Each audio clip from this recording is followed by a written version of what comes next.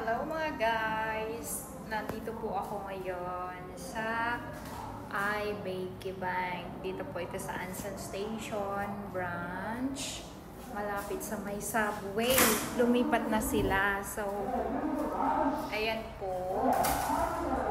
Dito yung open to pag Sunday para sa mga foreigner. Ayan, second floor. Ayan yung bansan. Nakikita nyo, sa taas lang. Yan yung Ansan Station dyan. Ayun pala, ayun. So, tingala lang kayo. Tingala kayo sa langit para makita nyo yung yan yung labas na Ansan Station, diba? Yan. So, nandito lang to sa second floor. Pwede kayong mag-elevator. Pwede rin tayo. Ako kasi dyan lang naman kami sa babae. So, naghagdan na po tayo. So, kung gusto nyo, yung mga nagtatanong about iBakey Bank, second floor. Labas lang ng Ansan Station. Tapos kung gusto nyo mag-grocery, nandiyan na sa ilalim yung grocery. Bibili kayo ng manok, baboy, gulay. Ayan lang sa ilalim. Oh, ang init. Oh.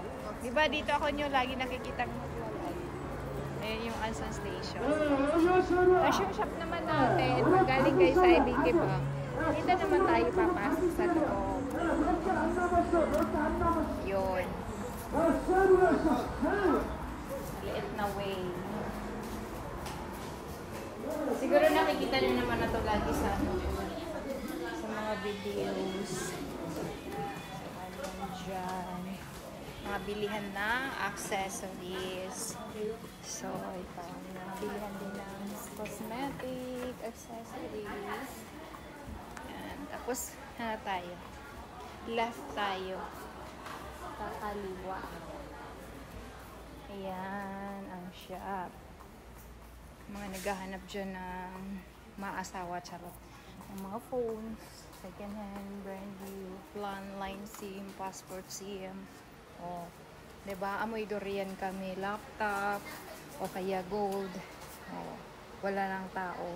Ako'y lalayas na. Yun lang. Thank you. Bye-bye.